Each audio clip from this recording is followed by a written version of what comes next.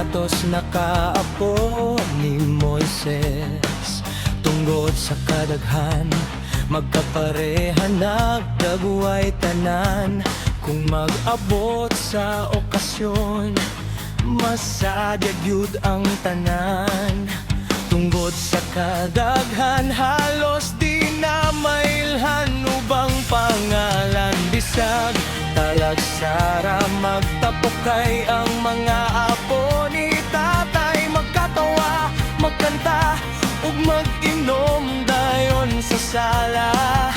Dugong reusora ni Bay, halos wala na nagkailhanay sa dugo. Sa istorya, sa mga kinaiyangan, isunod na mo istorya.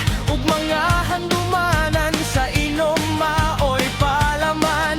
Bisan pag naanay kulang, sa isig ka pamilya. Nagpabilin nga ligon, ug magkahiusaan tanan.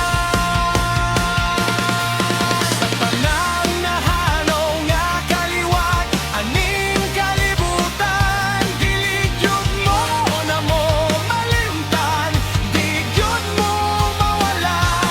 Permi gyud mo na sa among hunahuna.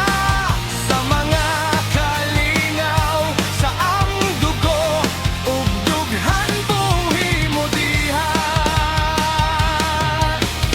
Sa karaang litrato, mga handumanan sa kagahapon nagpabilin.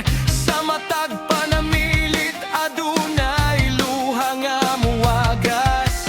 Bisan nagkatag na sa lain-laing dalan ng mga ngalan ninyong tanan, among dalon hangtod sa kahangkoran. Kung magkatigumtag usab, murag way na usab. Kay ang gugma sa kaliwatan, walay panahon mapapas.